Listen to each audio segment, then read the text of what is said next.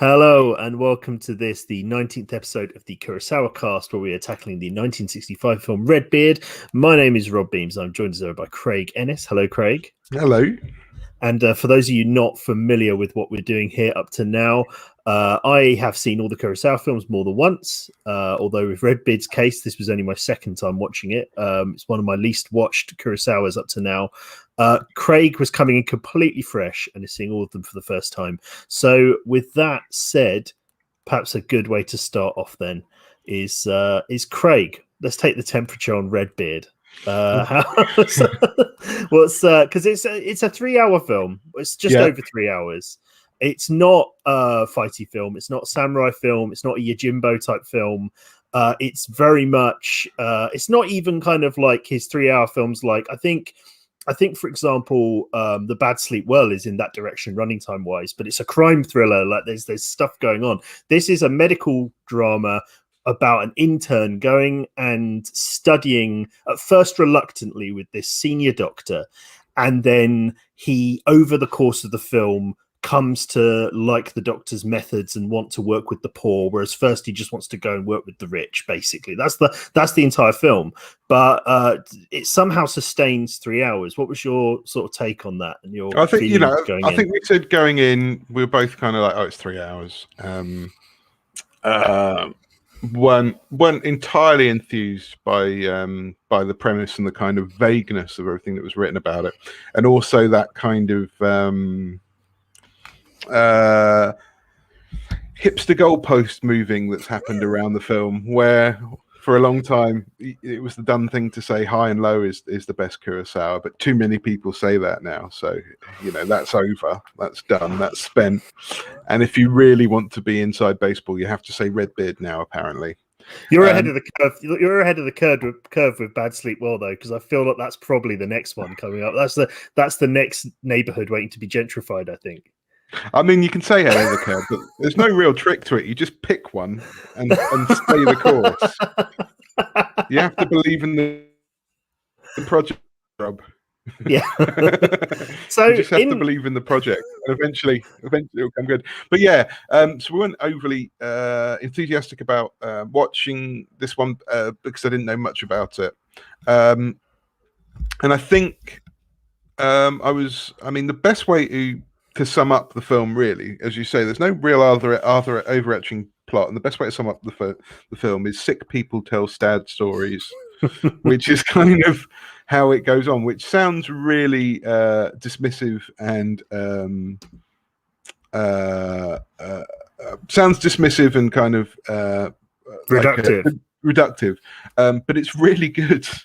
It is, yeah. You messaged me to say that it's Sick People Tell Sad Stories should have been the title just before I was rewatching it, and with that in mind, it basically that is the structure of the film, isn't it? Like this, like I say, this intern, he turns up and he has these various kind of short, sad sort of sketches where he'll meet a sick person, hear their very, very sad story, and then change a little bit himself, and this happens kind of for the first half. I think there's maybe like 3 of these sad stories, and then the second half is like one prolonged sad story about this girl. That's basically the two, which is a sort of adaptation of another Dostoevsky story I've found out since. But I mean, that is it, really. So the setup is Redbeard, played by Mifune, is this kind of gruff patriarch of this hospital for poor people, although he does take some paying clients, but the afternoons are strictly for poor people. And he uses the paying clients to fund his practice, doesn't he? Because there's a bit where one of the rich people, he charges them a fuck ton. I think he charges them more than they're expecting, because they were expecting to pay, I don't know, 10 Rio or something. He's like, oh, it's 50 Rio now, and they're like 50 Rio, and it's because he's eating too much. Yeah. He just goes, you've been eating too much, mate. Eat some wheat and rice, and then he says 50 Rio, please. He goes, he goes in to see this kind of I don't know, this bigwig who's just this kind of big, I don't know, flesh mountain fella who's wheezing in his chair, sort of slumped, going, and he just goes, Eat brown rice, money. Bit of a stretch, this, because but pointing out all of the possible Star Wars influences in the films, he did seem to be the Jabba the Hutt, because he is on a slightly raised platform as well, and they're kind of in audience with him. So I think that's the latest Kurosawa Star Wars influence. But yeah, so Redbeard is this kind of gruff, slightly removed kind of patriarch who's got his own office, and he runs the hospital, and he's got a dorm for some junior doctors and a dorm for some nurses, and just sick people everywhere. And he kind of runs around grumbling and doing his own thing without really ever explaining his reasons. And then you've got the young Doctor Yasumoto. That's right, isn't it? Yeah, I think so. Who's newly qualified and wants a good job, and kind of like turns up at this hospital and goes, "Well, this is just shit. I'm never going to make any money here. Everybody's really poor. It's depressing. I'm going to act like a knob and get kicked out." And like over the course of dealing with individual cases, he finds that deep within his materialistic, naive young self is actually a heart of gold. Basically the young actor who plays that character, that intern, Yuzo Kayama, I actually saw him recently in a couple of Naruse films from the same period. He's in a really good Naruse drama called Yearning, and another one which I think when I saw it was called Two in the Shadow, but it goes by a few different titles. But basically, he's a really interesting young actor, and I wonder whether because we've seen with Mifune and we've seen with Nakadai that once somebody kind of gets a bit of a starring foothold with Kurosawa, they kind of become part of the repertory company. This film comes at the very end of Kurosawa's sort of imperial phase, like he's in his black and white pomp, working with Toho, distributing his films in Japan. I wonder if he'd made more films in this era, whether this guy would have featured in more of them. But as it is, this is kind of the end of the line, because this is Kurosawa basically doesn't make any more films for a while after this, so he doesn't get that place. But he's really good in this, and he kind of he is the center of the film, isn't he? Mifune is kind of the impact player. Yeah, he's I mean, he is this figure that is a removed figure, is a kind of authoritarian figure that people kind of respect but are fearful of. You know, he'd be, I guess he's kind of like, I guess he'd be kind of like what Roy Keane would be in the dressing room to the younger players. That's interesting though, because they definitely set him up like that. Like they have actually, this no, I don't think Roy Keane's got a heart of gold underneath it all. But they have this intern introduce the Kayama character to the hospital, and he gives him a tour, and he sees all the regular faces, and he tells him, "Oh, by the way, Redbeard, he's a ball buster. He's got all these rules. You know, he's an asshole."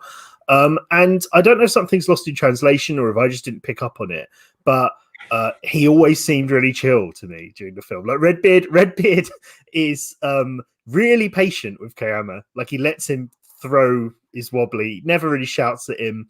Really patient with all of the actual like sick people, really nice with them. You never really, I didn't think, maybe you saw it differently, I never really saw the bit when he comes in and is a ball buster. No, I think it's more, he's got these disciplinarian rules, but he's kind of there's a sense of wisdom about like and there's no wasted effort with him. He doesn't pick a fight for the sake of picking a fight. He kind of everything that he does, he has a reason for. And if you know, when Yasumoto is being a prick and trying to get kicked out, if it's not really interfering with what Redbeard's trying to achieve, then he just lets him have at it. Like, you know, it's that sort of thing, really. It's just a case of, you know, he's very kind of single-minded in his mission to give care to these people. That's what's nice kind of about this film, really, because it is about Yasumoto kind of being won over by that worldview and that outlook and changing his own personal philosophy. And I was kind of expecting more. That's the only overarching story to it. There's none of these threads really carry through. It's like it's almost it's almost it's almost episodic, isn't it? You could imagine it as a TV series, almost as a drama TV series. But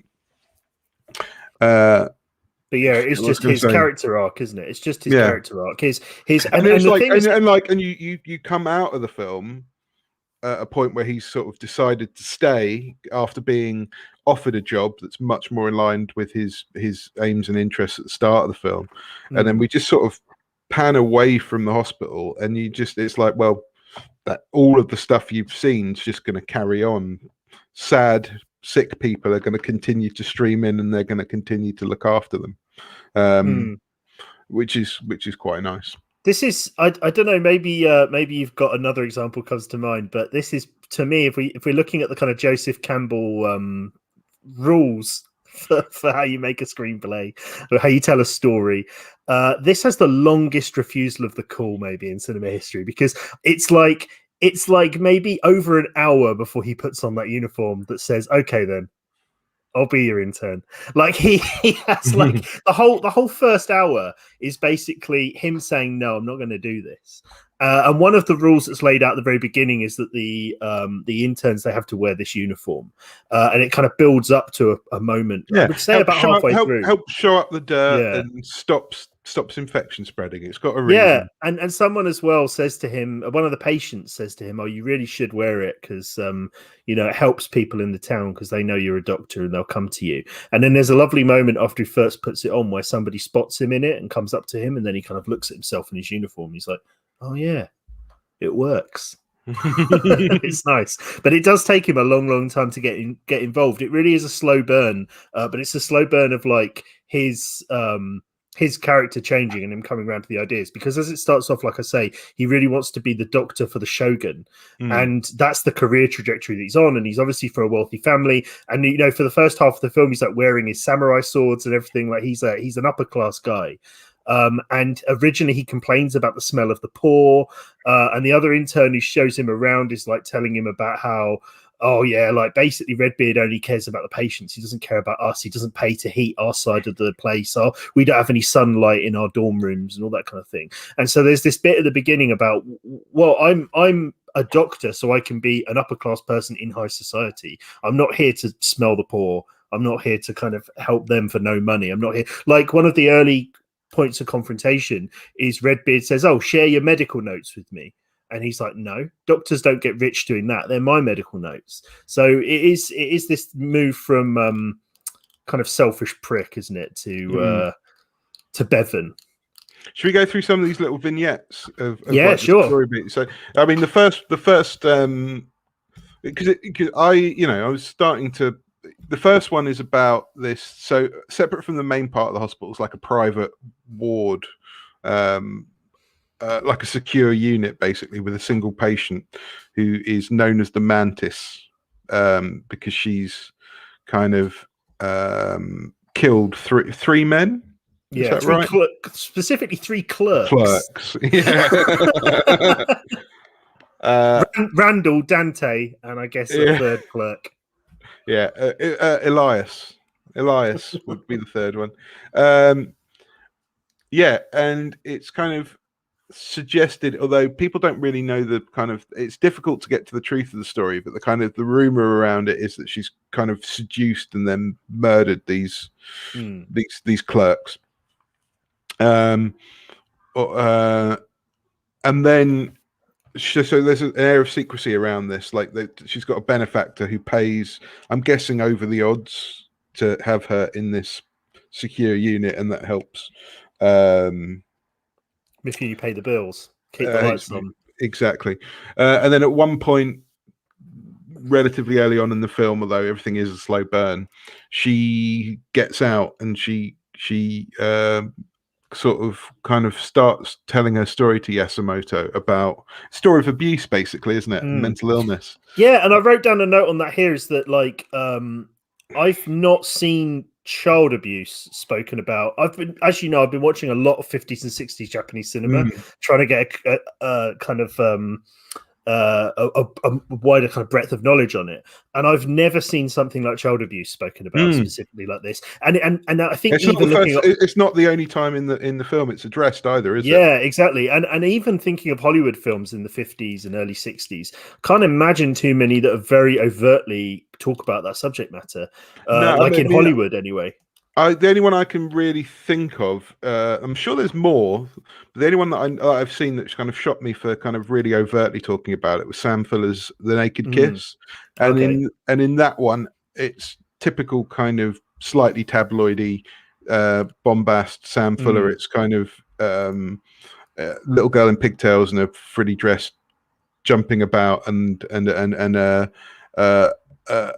guy who kind of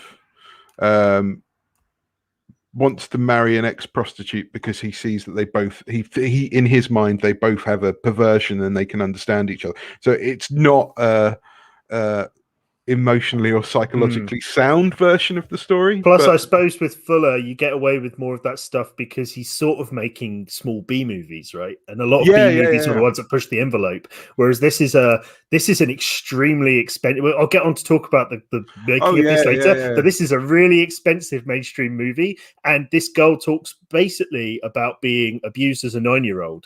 Without any, I mean, this is and you know, there is a sense that throughout this film that Redbeard understands the psychological kind of mental scars of that sort of thing and how it can manifest further out. It's something that's revisited in a later plot thread, but it is, you know, one of the things that going into this, I'd heard or one of my preconceptions was about Akira Kurosawa's humanism, and although that sort of thing can be really difficult to judge decades after the fact against what, you know, if you're not that familiar with what everybody else is making or saying, here it still all seemed really very. This seemed by far the most sort of progressive humanistic film that I've seen of his that he's made. Like everybody's kind of, there is a not just an attempt, but like a genuine desire to try and understand characters and their motivations and the things that have happened to them and their lives and the fullness of their lives. And that's every character except for the Jabba the Hutt character. What actually really reminded me of this felt like a Ken Loach film to me. Like from that point of view, it really did feel like it was everybody's got an interior full life and everything is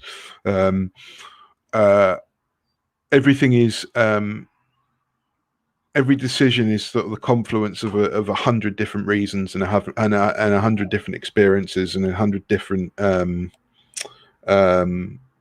aims and objectives in conflict, sort of battling it out at any given moment.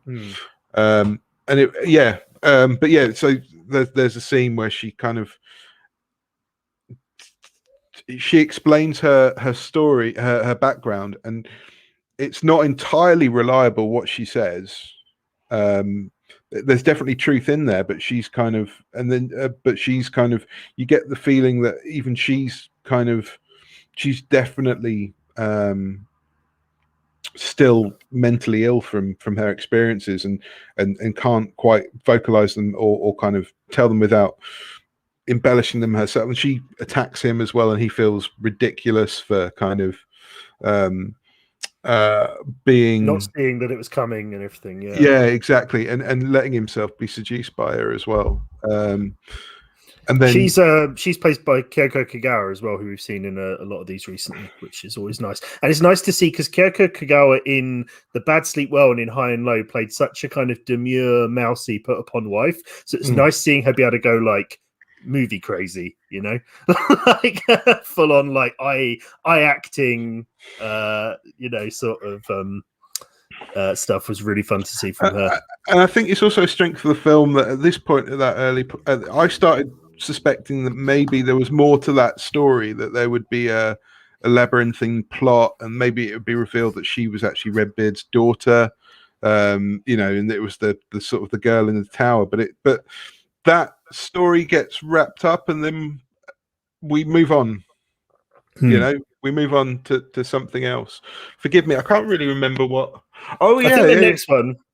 is the I only think one next where we one get. is yeah. Is that the one where we get the flashbacks? We get flashback within a flashback in that one, don't we? We get there are several layers, but yeah, it's where there's a character who he's really sick, but he's the one at the beginning of the film who, when he's getting the tour, he's the patient who seems really kind and understanding, compassionate, who's lying down talking, trying to reassure all the other patients about why they need to follow the rules and why the rules are important. So we're already kind of conditioned by the film to already think he's a kind of a really decent bloke. And then he's basically going to die. So they're taking him home to die. And when he's on his deathbed, he tells a story, doesn't he, about his wife and tragedy that comes out of that situation. This is the bit where the sad people tell sick people tell sad stories really hit through. But one of the things I have been thinking about is that So I was just going to say, there's another sad story before that one, because there's the guy who's got the terminal liver cancer, who's lying around struggling to breathe, who he watches die. And then his daughter turns up and has a sad story that she tells about how she's got all these kids and she tried to murder her husband and all of this stuff. And then he goes to the magistrate to take care of her, doesn't he? Mifune does. Oh, and he blackmails the magistrate as well. Yeah, he blackmails the magistrate because he knows he's got a bird shacked up in another house. And then so basically he goes and deals with that, and he sends. Yeah, well, before we move on to the flashback, that was one thing that I would say at the start as well, was that I was just thinking before the kind of the dying man story, was that one of the things that we often get, and we do get it here, is we get quite a hefty exposition dump at the start, obviously, as we're setting the place up and we're being walked through it, and this is this and this is this, like an introductory tour. But then the sick people sad stories bit becomes a little bit exactly that, like people telling, not showing. And I was thinking, we're getting a little bit more of this. I was thinking, I want to see him go to the magistrate, and I want to see that play out. I don't want to see him say he's got to go and then come back. I want to see this kind of this community doctor who's not got a lot of money and influence, but does have a few secrets and kind of cares about. I want to see the jeopardy on his hospital and that back and forth with the magistrate. And instead, he goes and then comes back. But while he's doing that is when we follow the Kayama character instead, and he goes and sees the guy who tells the story about his wife and the earthquake.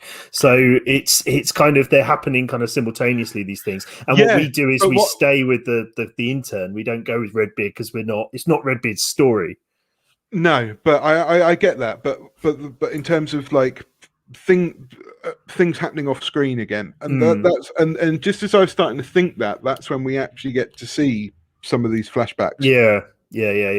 And there's some beautiful scenes as the guy talks about falling in love with his wife, and they're up on some sort of rampart looking over some.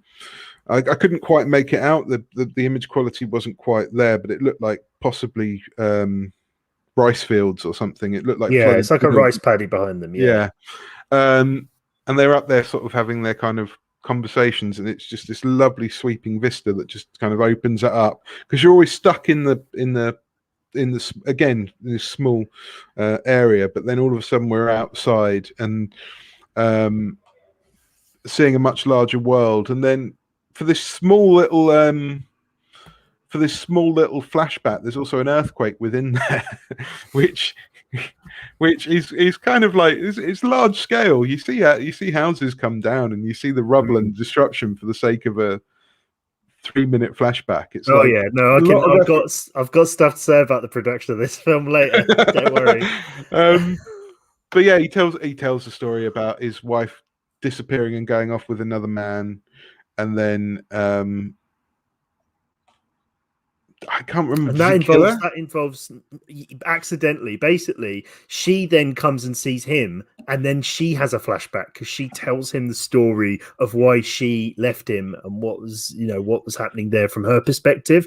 And then she kind of commits suicide by holding a knife to her chest and then pulling him in for a hug, killing herself. And he kind of buries her underneath the house, and she's upturned in the earthquake. And he tells the story. but it's seen, everyone starts weeping. It's seen as this kind of like tragic love story. But the main takeaway from it is that this is when that character decided that the only thing that was of value in this world was to be good to others and to be of service to others and to do good things, which is one of the lessons that the Kayama character has to learn. I suppose from the first encounter with the mantis, he learns a certain amount of humility because he gets it wrong. And he realizes that he doesn't necessarily have the world savvy that maybe he thinks he did.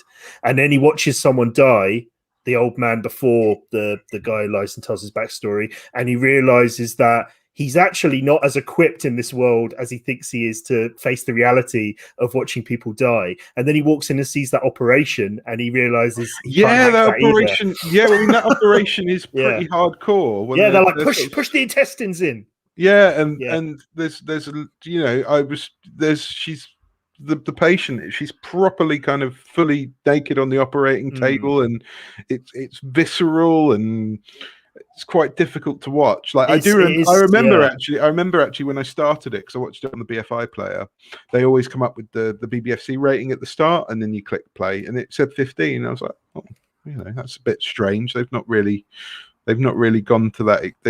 They've all been PGs or 12 so far. But yeah, that was unpleasant. Yeah, I don't want to talk too much about this because it's nothing really. But like, this is the only Kurosawa film I think of with any nudity in it. It's also the most ultra violent one for reasons we'll get to later when we talk about a fight, because normally there are scenes of violence in Kurosawa films that have weight and a punch and action to them, but this is bone-breaking action happens in one scene in this film where we see the consequences deliberately, viscerally. I mean, this is a good, because this takes us into the sort of the main story of the film. The main kind of vignette is the story of it's of a young girl who's basically being forced into prostitution at a brothel. Yeah, Atoyo, that's her name, isn't it? 12-year-old. Yeah, I think so. Yeah, she's been forced into prostitution. It's not clear. She's like I say, nearly all the characters got these full-rounded kind of personalities, but we get the brothel madam is just evil incarnate, isn't she? It's so funny as well because like I've seen all these films multiple times, and although I hadn't got a clear memory of this one, and I've also, as I say, been watching a lot of other contemporary films in the era, as soon as there was a woman in another room like beating a young girl in a brothel, I said to Jen, there's only one actress in Japanese cinema of this period who's going to be playing this woman, and it's Haruko Sagimura is the actress, and she turns up she's in loads of Kurosawa movies in this type of role. Can we just go back to what you said to your wife when you heard Can you just repeat that sentence? That's brilliant. I've never heard anybody utter a sentence quite like that. There's only one. Oh, I didn't say it in that way. I said like you know who's going to be playing. I was like, who's going to be playing her, don't you? That doesn't. But there's only one actress who's going to be playing this person at this era in Japanese cinema, and it's Haruko Sugimura, who is like, she's always cast, with an exception of a couple of Naruse films where she's played a slightly more nuanced character. She's so great at playing these just like hateful, mean kind of women, and she's great. She's got a really small role in the film, but she's really impactful, I think. Like I tell you what it reminded. This is just pure coincidence that I watched this directly afterwards because, like you, I'm working through some arbitrary lists of the greatest films of all time just to plug some gaps. And I watched Johnny Guitar straight after this, and like Mercedes McCambridge is so hateful in that film, so like just this pure little ball of just spite and it was strange to see those two kind of performances back to back. Just that kind of that's what it reminded me of. Anyway, yeah, I mean that's the energy that this actress has. This is the only actress in all of 50s Japanese cinema who could play this role. But it is true, and she's often typecast in those kinds of roles. But she's very, very good at them. But yeah, so she's abusing this 12-year-old girl basically, And all of the prostitutes in the brothel are saying to Redbeard, they're like, "You've got to help this girl out." And he goes and sees she's being beaten, and then takes her from the place. And that's where the bone crunching action comes in, because she calls a bunch of like 40 Yakuza guys come running out. And he basically, I texted you the other day and I referred to it as the Guy Ritchie Sherlock moment, because in the Guy Ritchie Sherlock films, the gimmick is that there's action, but it's because Sherlock is so smart and he knows so much about medicine and anatomy that he can like turn that on you at a moment's notice. And that's exactly what Redbeard does here. He's like, "Look, guys, I know how to fix bodies, means I also know how to break bodies." And then he just walks into the courtyard and he's just like, "You, yeah, broken arm, you, broken leg, you," and he's just destroys these people, but with these really bone crunching effects. And then starts to patch them up afterwards. Yeah. There is this kind of, it is really grinding and brutal, but it's also it's a weird little, we're going to do a little moment of Yojimbo just so people know that he's hard as well. Yeah. I've not watched the original trailer, but I can imagine this scene looms large. Yeah. I think I sent you a message as well. It's the scene that I mean, it's not entirely out of place, and it does kind of it is a tonal shift given everything else we go for, and it makes sense within the location that the scene is occurring. So he's in a bad part of town. There's a brothel, there's Yakuza, there's all this sort of stuff going on. But it also seems like the sort of scene that Vin Diesel would contractually put into the film if he was playing a role like this. He's like, I can't, I need people to know that I'm hard as well, and I need to beat up at least 8 people. I've written, yeah, I agree with you completely, and I've written in my notes as well that the fact that this comes just before the interval as well, and this very long film is sort of like him going, "Come back."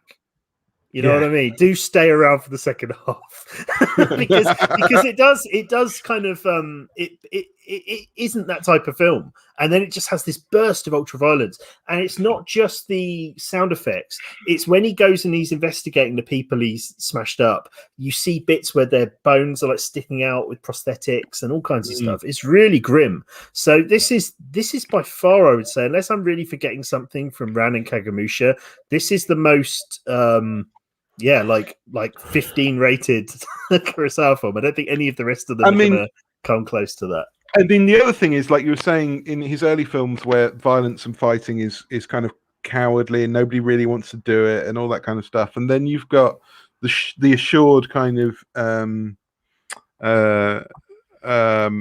Sanjuro kind of he's just harder than you. This is, although it is kind of bone crunching, there is definitely a Guy Ritchie element of this guy's cool. Look, he can beat you up. Like, yeah, absolutely. My dad can break your dad's leg. Absolutely. Like, he also reuses something from. And do you know what? I enjoyed it more in this film than I did in the other films.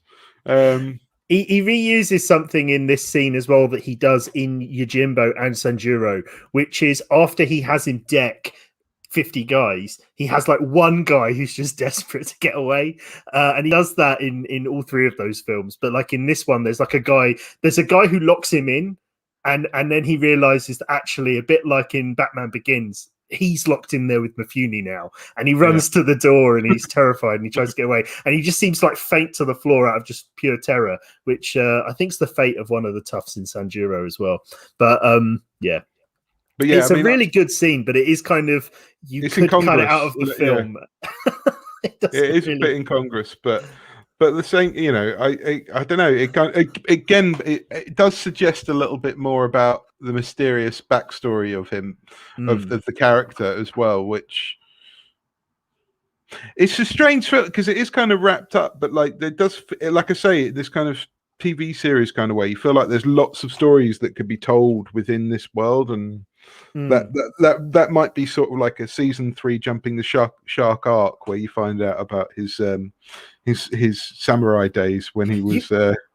You could easily make this a trilogy as well, where you have the second film be about the Kayama character now he just works at this clinic, and he's got to come to terms with the fact this is his life now, and it is hard, and it challenges him, and he wonders if he made the right decision. And then a third film where he takes up the mantle, and Redbeard dies, and he is Redbeard now. and you can also see the what, I forget her name.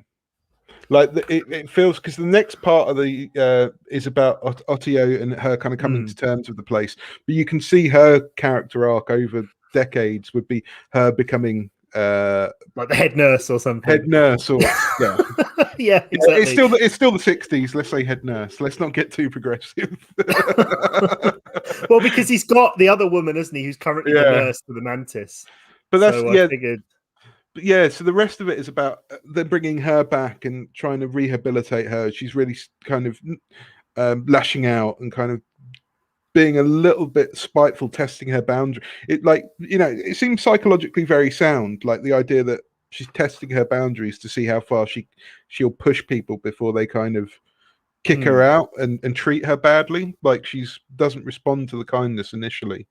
And then as she starts to get a little bit more comfortable, she makes friends with a young boy who's sort of trying to steal food through a hole in a roof. It's a brilliant scene. It's like something out of a cartoon, isn't it? He's got this kind of bowl on a string, and he's lowering it down into the gruel and comes up. And that little boy actor is incredible. Can't think of what his name is. I think the actor is called Yoshitaka Tsushi. Is this the kind of, I don't know, a 7-8-year-old boy? Yeah. He is really good. He is really good. Really kind of distinctive face. And he's a young boy from a poor family. I'm not going to carry on with that. Who's kind of just on the fringes of the hospital, and his family can't really kind of take care of them. And she starts to feel kind of this responsibility towards this boy, and they spike up a friendship, and then you get these extended scenes of just the kids for a little while. And you get that I guess humanism, although I feel like I'm using that word a lot, maybe sometimes not in its intended meaning, but it felt to me kind of humanistic, the way that you have the very natural response of the women who work in the kitchen, where they are angry, they're calling this kid a rat, they're trying to catch him, they're trying to get him thrown off the property, they want nothing to do with him. Then when they hear his backstory, his other sad story, because they listen in while she's talking to him, and then they break down crying, and then they want to help him. And it's this very human thing of, this is probably a weird pull, but like I've got a few people I've met over the last sort of however many years in kind of the Brexit climate who are very Brexit. They don't like foreigners coming in. They don't like the idea of people coming and taking their jobs, but they really like their Pakistani neighbor, and he's a good bloke. He's one of the good ones. And there is this sort of thing that you find a lot with kind of bigoted people. This is just as an example, but it applies to where it's like they're actually decent people. Like, they do like all the people they actually meet. The people they don't like are these imagined phantom others who they've never met. Every time they actually meet one of these people and they talk to them and they hear about their lives, if they met the Syrian refugee and heard their story and heard why they wanted to come and met their kids, they'd go, oh yeah, you're one of the good ones. It's the other ones who I've imagined, who I've made up, who I don't like. And that's what's going on here in a way. Is a human thing of this woman who, she's got this idea about who this thief child is, who's just stealing and scrounging. Then she hears his story and she's moved by it, as we are. Yeah, no, absolutely. And there's a lovely part of that scene where they're kind of he's running, there's the laundry's all out, and there's the rows of the sheets, and they're kind of hidden and sort of over listening to each other and sort of hiding, and really beautifully staged. There's these really kind of, for a film that is largely interiors and kind of, it breaks out every now and then into something really quite striking and impactful. It uses moments like the flashbacks or the images with the sheets at really kind of powerful key points to sort of hammer home scenes, rather than. But also, even it's in sparing, isn't it? It is, but even in the interior close-up scenes, they're very cinematic, whatever that word means. Yeah. Because, like, I know every frame of paintings video on Kurosawa says this. It's not like an original observation, but about how he shoots movement and makes sure all of his frames contain movement.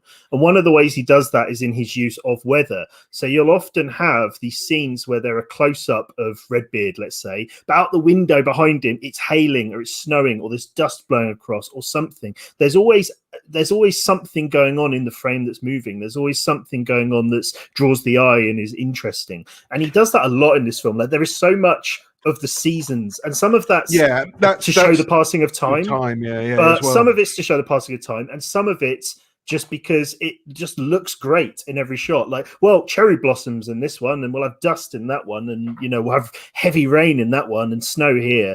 And I think it's just part of how he keeps every frame feeling alive and exciting, even if it's just two people talking about why they should be a doctor. There's something going on in the frame. I think there's always a thing when you go in. I'm going to say something really wanky now. I was going to say, I mean, I do it all the time. You've been saving it up for this one. So I mean, you can't really say that you ever go into an Akira Kurosawa film with low expectations, but for one that I wasn't looking forward to, there is definitely an element of something being more than what you're expecting. And I've really liked, but also this feels like I really, like I said, we really liked High and Low, really like The Bad Sleep Well. Out of all of his films, it feels like this is one that would really kind of you would get more and more out of repeat viewings. Like it feels really rich.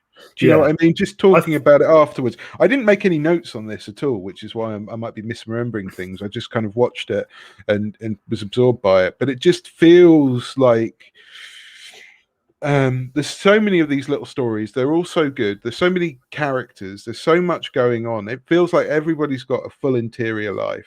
It feels like this, and it feels like a place and with people that you want to spend time with, and it feels like it would be a very rewarding rewatch. And I can understand why.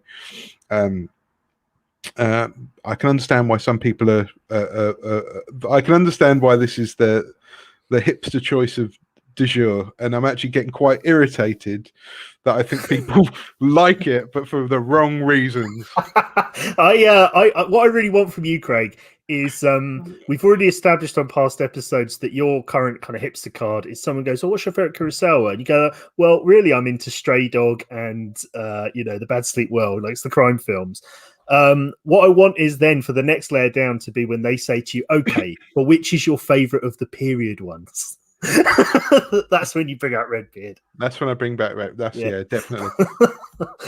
Something I wanted to mention about this. I was thinking during it. I don't know if you sort of agree with this or what, but it's something that really struck me. I was wondering why I wasn't bored, and the reason I say I was wondering why I wasn't bored, it seems like a strange question, is that, as you said, I'm working through a lot of these lists at the moment, watching all the greatest films of all time, watching films like La Ventura, that's 2 hours and 40 minutes or whatever it is. And a lot of these films, I am kind of clock watching sometimes. And I'm just like, okay, but come on, move along. And I don't get pulled along in the same way. There isn't that sense of pacing. And what I found watching this, the conclusion I came to as to why this film is longer than a lot of those, and not really about any high concept plot or a lot of action, but doesn't bore me. I think this is the thing I'm wondering if this is the cause, is that I think the action is just so clearly motivated from scene to scene. I think that what I latch onto is the fact that it's always extremely clear, like what our main character is taking away from a given moment, what he then brings into the next scene, why he's now gone to this place. And I think maybe I'm just really basic, but I think also that storytelling is very clear. Yeah, and also, it's one of those films. I struggled to think of it. I've been struggling to think of examples, but it's actually quite. I've seen films like this before, where a main character through observation basically changes, rather than more through their own direct action, or they choose to get involved. but the Yasumoto character is so clearly a proxy for the audience. Like he's there to sort of understand the situation in the same way that we understand it as we watch. Like he learns about the characters' lives as we learn about the characters' lives, and then gets kind of fond of the place and doesn't want to leave. Just as I'm watching the first 10 minutes, going, "All right, there's the men's ward, there's the women's wards. That's great. Can we move on to some story, please?" So I think there's definitely an element of like there's a real kind of marriage of the kind of the protagonist's experience and the viewer's experience in this film. Like you're brought along with them at every kind of turn. You're experiencing the film and the place in exactly the same way, and it's working on you exactly the same way, I think. But I think as well though, like there's that famous clip, you might have seen it before, I'm sure, of Trey Parker and Matt Stone explaining story writing and how they write episodes of South Park, and the idea that I've not seen this. you know, okay, well, basically what they say is that if you join two scenes with the words "and then," you know, this happens and then this happens and then this happens, that's not a story. That's, you know, but if you say therefore this happens, therefore this happens, but this happens, therefore this happens, that's how you tell it. You know, that's good storytelling. And I feel like a lot of for want of a better word, art cinema, a lot of the other stuff I'm kind of having to watch in inverted commas in these lists, you could summarize a lot of the scenes by saying this happens and then this happens and then they go there and then this happens. Whereas in this film, it's always a therefore. It's always therefore. You know, it's you know, he's the doctor and he feels this way and we see that he feels that way, but he meets this person and then therefore he goes and he does this thing. That's what I mean about it being so clearly motivated. And I mentioned to you in a message the other day, like I can see why this is the kind of 50s canon auteur, great master filmmaker that influenced people like Lucas and Spielberg. Because, and we've said this before about Kurosawa, about why his films kind of aren't quote unquote homework, is that they are popcorn movies, really. They're really high caliber ones. They're really technically excellent. Like he clearly is a master of cinema with films in the kind of all the sight and sound top 10s and all of that. But they're all popcorn, all of them. Like this This is an Academy Award like contender kind of film. This is kind of like it's mainstream cinema, you know, with a French accent. I'm not saying this is the sign of a kind of high watermark or what all movies need to aim for, but like I could sit down with my mother-in-law and I could put Redbeard on and she would understand and enjoy it. She might not like come away with any highfalutin cinema bollocks about it, but she'll sit down and she'll follow the story, she'll enjoy it, I think. Whereas I wouldn't be able to put on Jean-Luc Godard's Contempt. You know what I mean? And I'm not saying that is the measure. Like I'm not saying that all film needs to be watchable by someone who doesn't care about cinema or isn't going to look into it. But I do think it's very laudable that Kurosawa is that meeting point between the really high-minded stuff, the Bergman stuff, and being really just watchable, just popcorn. Yes. And I think that's one of the best things. I think that's one of the things that hopefully as well, I think you've seen watching the Kurosawa films, right? Definitely. And like you know, we've both been working on different lists and sort of telling each other what we've been watching, what we've been thinking about. And I've been watching some of the things that I should watch because somebody's told me I should watch it.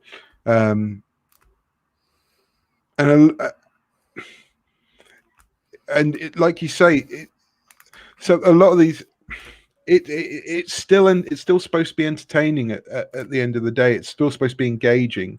That doesn't necessarily mean, you know, it can entertain you on an intellectual level, on a kind of purely story level, whatever. But these are films that can be enjoyed by, like you say, I think by anyone who sits down and gives them a chance. It's not. I don't know. It's not a purely intellectual exercise in how clever somebody is. And you can sit and dissect and intellectualize and kind of pull everything apart and be go crazy about how he sets up a camera and frames a camera, but ultimately they're just really, really. It's just a really engaging, rewarding story. I've definitely, like, considering this is over 3 hours, recently I've definitely watched 80-minute movies that are longer than this. Do you know what I mean? Yeah. That's crazy, and I think that's an achievement as well. I mean, that's one of the things that I watched this that I took away, even though I still wouldn't put it in my top 5 Kurosawas personally. I'm like, I watched it go like, damn, this guy can make this 3-hour-long movie about this intern doctor learning to want to be a doctor for the poor with almost nothing traditionally exciting happening in it beyond one brief Guy Ritchie Sherlock Holmes fight scene that, as you say, could be removed, and it's somehow never boring, and I think that's just so good. We haven't even got to the context or the Donald Ritchie portion. No, well, there's not a lot I wanted to say from the Donald Ritchie book, but if this is your first time with us, Donald Ritchie's The Films of Akira Kurosawa, the seminal Kurosawa academic text. I often kind of read through this part on a particular film and go through what he has said about it in there. There wasn't a lot in there that I found worth repeating, other than I like some of the details he gives about the production of the movie. So he mentions in here that there's a lot of speculation historically about why Mifune and Kurosawa never worked together again after this, because this is their last film together. And one of the reasons people have speculated before is that Mifune had a terrible time making Redbeard and decided he could make more money working less, going elsewhere, doing his own shit. He also had started his own production company around this time, so I think that was taking a lot of his time. He also directed a war movie, I think, around this time as well. But like reading in the Ritchie book, he talks about how this took 2 years to film, and how everybody got sick multiple times making it, including Fune, including Kurosawa. They all got sick making it. This was the longest shoot in Japanese cinema at the time. I have no idea. It might still be. Like, it's 2 years making one film. And so I can see some credence to the idea that Mifune just had enough after this one. Another detail he mentions is that the set for this movie, Kurosawa had an entire town constructed, and a lot of that town is not featured in the film. Right? It's just there so that you can feel like it's realistic, I guess. And then, in a way that I'm sure would probably anger people if it happened today, because he wanted these buildings to be authentically of the period, they were made out of materials that were sourced by pulling down buildings of the period and using the materials to make this set. So they went and they found old buildings. They took all the tiles and the wood and stuff, and then they made these with them. Also, in a kind of obsession with detail kind of way that really shows with this, some interesting things were all of the props that were made for the film had to go through an extensive aging process for months before the film, so that they realistically had been used. And the most extreme thing Ritchie points out, which I think is fantastic and pointless, is that in the spirit of this, all of the bedding in the film after it was made had to be slept on for 6 months before the production of the film, so that it was authentically slept on bedding. So Kurosawa definitely has its successes. It's the new Hollywood. It's the new Hollywood directors who get credited for inventing all this shit. But he's doing it. He's doing it now in '65. He's 65. Yeah. Yeah, but he was doing it before this, because this is the kind of obsessive attention to detail that he's been kind of criticized for in Japan for the last 10 years before this, because all of his films go over time and over budget because he's insisting on building umpteen sets. And even in Rashomon, there was a huge debacle about him building that gate. So he's been doing this the whole way through. This is really interesting quote I read about the actor Kayama, who's the main character in the film. Apparently, the biggest challenge he faced, because this is the opposite of every other film you've ever heard about that's about character development and about storytelling over a period of time. Apparently, Kayama's big challenge on the film was that he had to show 6 months of character development and change over a 2-year period. So that's the exact opposite, right? Usually it'd be like, well, we were shooting it for 6 months, but my character ages 50 years. And it's like, no, I'm a young man. I changed a lot as a person in this 2 years, and I'm having to still play this 6 month span of this guy's life, which I think is really interesting. Apparently that was a big challenge for the young girl, because she was aging, obviously growing a lot during the making of this film, and Kurosawa was really worried about that, like making the film about this girl kind of aging out of the role during production. So yeah, it did sort of take the piss a bit, but the reward for this was that Redbeard was his highest grossing film ever. Redbeard was the biggest grossing film of 1965 in Japan, and it was, I think, his most commercially successful film that he ever made, at least as far as Ritchie's concerned. He mentions that, which is, again, strange, right, on the face of it, because it's this 3-hour-long medical drama, but it's his most successful film in Japan. Go figure. Especially one that is so, until recently, so little discussed in his canon. You know, it's not a film that I was remotely aware of until we started watching it. And then when I first heard the title, I got it confused with Bluebeard and thought it was going to be some kind of Angela Carter style kind of revisionist fairy tale thing. But yeah, if I could just hear the title and see Toshiro Mifune in a picture with a big beard, my wish would for it to be Kurosawa's like pirate epic. I think that would be fun. But yeah. Anyway, where are you? We always like to. Well, I like to. I think you're weary of it because they all just end up in the same spot. But we put them all on this axis called high and low of enjoyment via appreciation. The top right is a very, very crowded place to live right now. Where is Redbeard on the axis? Did you appreciate it more I think than Throne of Blood? I think it's my second favorite. Oh yeah, after Bad Sleep Well. Yeah. Nice. I think over time, if I revisit these, it will actually become my favorite. Such a hipster, Craig. You're such a reluctant hipster. So I think this is. Just talking about it. Talking about it for the last hour is like, just made me really appreciate it more and more. Like it's growing. It's really sitting with me and sort of growing. It's interesting because in terms of like Letterboxd review scores, I think you gave this a 4, but you gave Rashomon and Seven Samurai 5s, and I feel like your appreciation of those is sort of slightly dimming over the following weeks, and these other ones have sort of overtaken them quite a bit. It's almost like giving something a star rating is a completely arbitrary and it is. It obviously is like, pointless endeavor. Yeah, it's that any given day thing, isn't it? Like it is. Yeah, depending on your mood. I don't know. There's also a sense of I've been told how influential Rashomon is, so I feel like I should give it a little bit more. But like, I think even when you rewatch Seven Samurai, I think that will reaffirm how good it is because it is great. But anyway, moving on from that, one thing I want to ask. And certainly, although this doesn't suffer from being long, as we talked about at length, Rashomon definitely gets an extra half star for being 90 minutes. Anything that is 90 minutes gets an extra half star. Just whatever you get, your base level, and then you get an extra half star. So maybe Rashomon's more 4.5. Watch Preston Sturgis's Christmas in July before it leaves the Criterion Channel this month, because it's 67 minutes long, and it's a whopper. It's great. Anyway, 67 minutes. What a great movie length that is. A question I have for you then, because this is the last, as I said, Mifune Kurosawa film.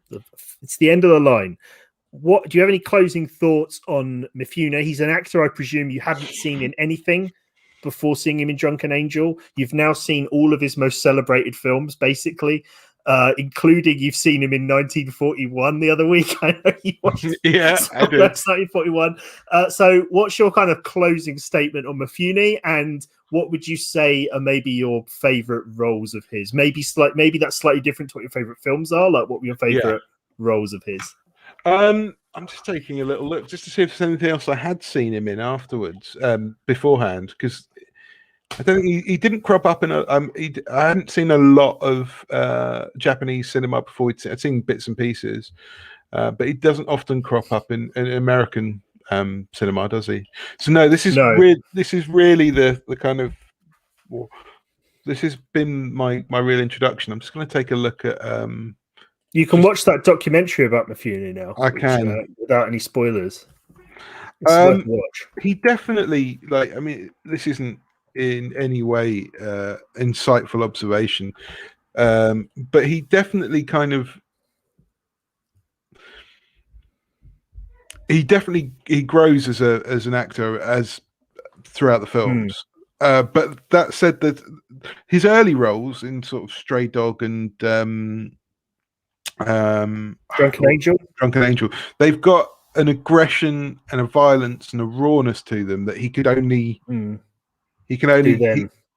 then at that age. I think. There's like a cackling, like in films like Rashomon the Seventh Samurai, where he plays like the wild, crazy one. There's a cackling energy to everything he does, isn't there? Yeah. The later films, he becomes a lot more subdued, and in the earlier films, when he has to play a more subdued role, he almost disappears into the role. Like in Quiet Duel, I think he's kind of boring because he's not yet there as an actor. He doesn't. But if he did Quiet Duel, in 1965, you imagine he'd be a lot better. It does feel like as Shimura fades from the filmography and kind of is marginalized after Akiru, because there's one small scene in Redbeard that we didn't mention. That chameleonic thing that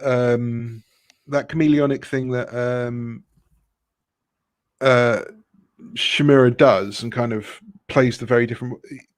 Mifune gets to do a little bit of that as he comes, like this Redbeard character. I mean, it has his Toshiro moment, but it felt if Redbeard was 10-15 years earlier, that's a Shimura role. Like, but Mifune takes it and he does something very different with it. I love his posture. I didn't really talk about Mifune too much, but I love his posture in Redbeard. Like he sets his head lower, you know, and he carries his shoulders higher, and he kind of carries himself as a more convincing old man in this than he did in I Live in Fear, I think. Oh, definitely. I mean, obviously a very different old man, but yeah. Yeah, I mean, and the prosthetics don't help at all in I Live in Fear. I'm just having so my favorite. I think Redbeard's probably my favorite of his performances. And I like the showiness of Rashomon, his performance in Rashomon. And I would say also the kind of that kind of manic energy he's got in Stray Dog, that he's, you know, to find his gun before all the bullets run out, because it can't possibly be reloaded. And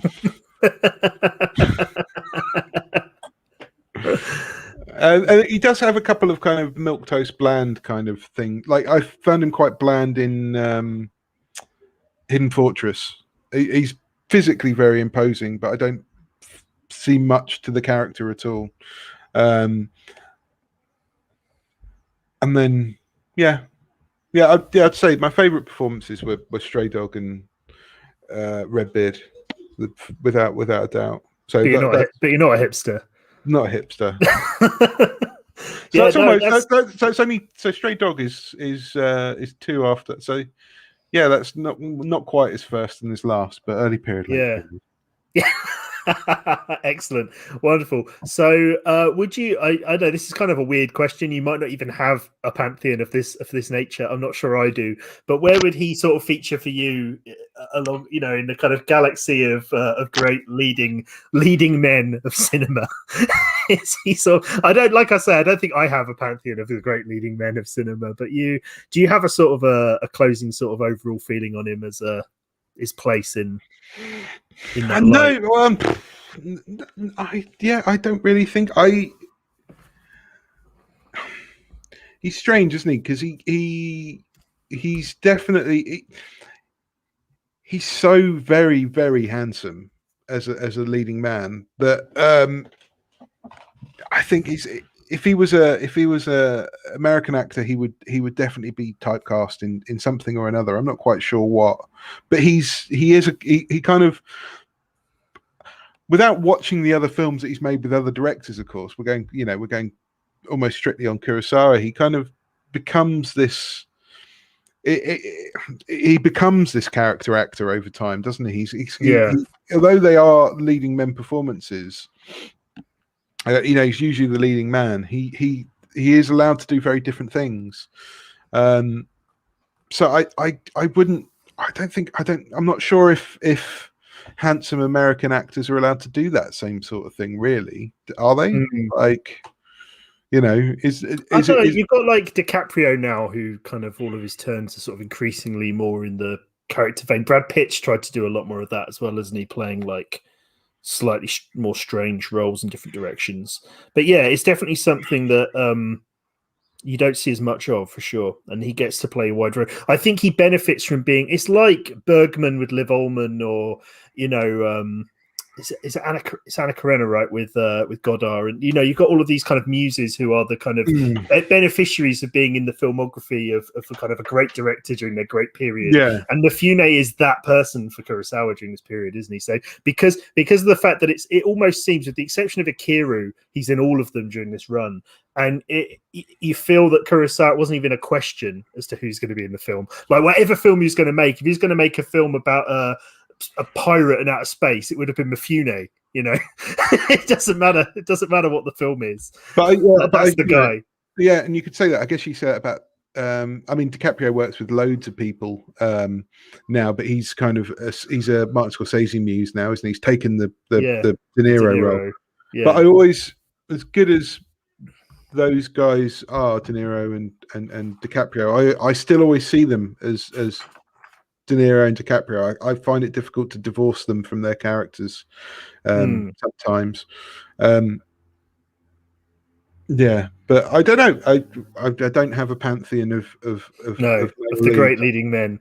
No. One thing I want to say just to the closer, just because it amused me, just and plays into what I was saying about how watchable this is, even though it's 3 hours long, is after the credits rolled on Redbeard, my wife said I could have watched another 3 hours of that. And the reason that amused me so much, even though I probably agree, is that the prospect of 6 hour Redbeard, just you know, it being one of those films like Bellatar's Sant'Angelo or whatever it's called, it's just like 7 hours long. That amused me. So I wanted to get that out there. 6 hour Redbeard, everybody. That's something to live for. I'd rather watch the 6 hour cut of Redbeard than the lost 5 hour cut of The Idiot, whatever it is that was swimming around out there somewhere. Most definitely. Yeah. So thank you very much, Craig. I enjoyed talking about Redbeard. And next time around, we'll be talking about Dodeska Den, his first colour film and his first film after 5 years doing various failed things in the US. That we'll talk about, and it definitely marks the beginning of the late phase of his career, for better or worse. So yeah, Dodeska Den next up. Do you have any preconceptions about Dodeska Den? Anything you sort of thinking about that one? No. I obviously the title means nothing to me at the moment. The image on the BFI player is very strange. There's an old man who looks kind of hangdog upset, and there is sort of a younger person with a very grey face, like that looks a little bit wild. So that's giving nothing away.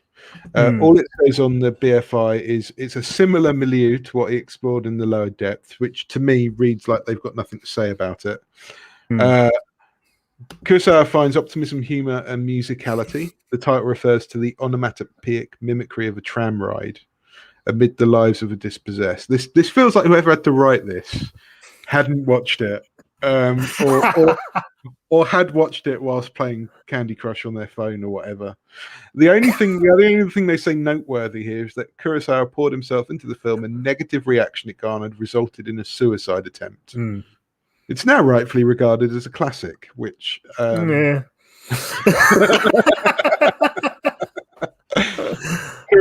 last poetic paean to post-war optimism. Hour and 40. Okay.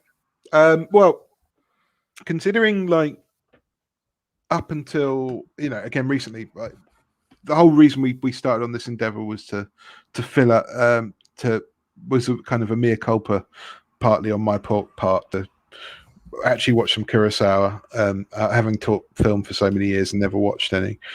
The only colour film that I was aware of that it two actually, were Ran and Dreams. So the 5-year gap and the kind of the radio silence on this one doesn't bode well for my optimism levels. But wasn't looking forward to Redbeard. So okay, excellent. Well, I'm interested to hear what you'll think about it. Doreska Den's another one I've only seen once, so I'm very interested to revisit it. I have. Are you? Yeah, I am. I am because it's one of those where I remember very little about it. I don't have cully or preconceptions about it too much, but in my mind, it's a bit like Jean-Pierre Jeunet's Micmacs. Did you ever see Micmacs? That's not good. Well, let's see what you think of that. If maybe you'll watch it with Micmacs in mind. So that's not a plus for me. That's not a plus for me. But yeah, I do see it as being sort of Genet adjacent, this one. But we'll see. Okay. I might have been misremembering it as well, because like I said, I've only seen this one the once. But let's reconvene to talk about Doreska Den in a week's time. Thank you very much for listening /watching, everybody, and we'll see you on the next one.